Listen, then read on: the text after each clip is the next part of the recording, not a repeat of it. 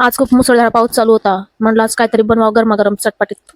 पाऊस चालू असला की आमच्या जिभेची चोचले खूप वाढतात. मग इथे एक फ्लावरचा गड्डा घेतला आणि ते घेतला कापून. मग बाकीची तयारी करायला घेतली. मग मी 4 बटाटे घेतले होते, तेही घेतले कापून. आता तुम्हाला थोडी थोडी शंका जात असेल बाबा ही काय बनवते म्हणून, पण नको. तुम्ही नक्की पूर्ण व्हिडिओ बघा तर तुम्हाला कळेल मी काय बनवते. इथे मी 4 ढोबळी मिरची घेतली होती, ती घेतली पटापट कापून.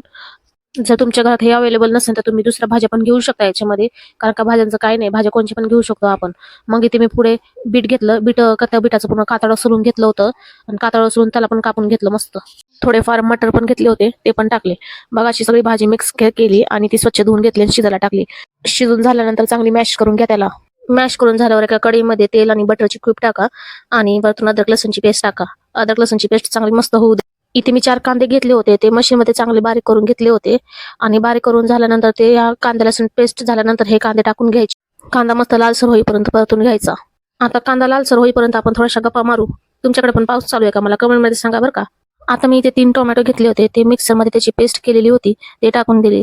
ते चांगलं झाल्यावर काही मसाले टाकून घ्यायचे, जसं गरम मसाला, धने पावडर, लाल काश्मीरी मिरची पावडर आणि पावभाजी मसाला. हे सगळं चांगलं मस्त परतून घ्या आणि शिजवलेली भाजी त्यात टाकून घ्या.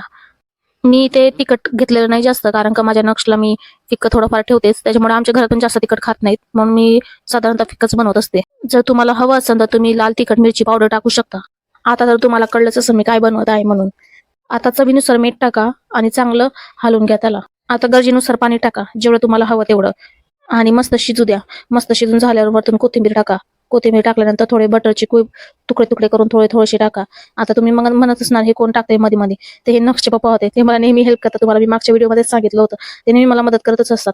त्यांना मसाला पाव करायचा होता, मग मी इथे बटर टाकलं, तेल थोडंसं आणि हे भाजी टाकून असं पाव त्याच्यावरून ठेवून दिले आणि थोडंसं लिंबू पिळून असं वरतून त्याला मस्त होऊ दिलं. अशी चटपटीत हॉटेलसारखी पावभाजी तुम्ही घरी बनवू शकता. नक्की ट्राय करा. जशी पावभाजी दिसायला सुंदर आहे तशी हॉटेलसारखी टेस्ट बरं का. आणि हो, लाईक कमेंट शेअर करायला विसरू नका. तुम्ही पण या पावभाजी खायला, तुम्हाला पण नक्की आवडेल. आजच्या पुरती एवढंच होतं.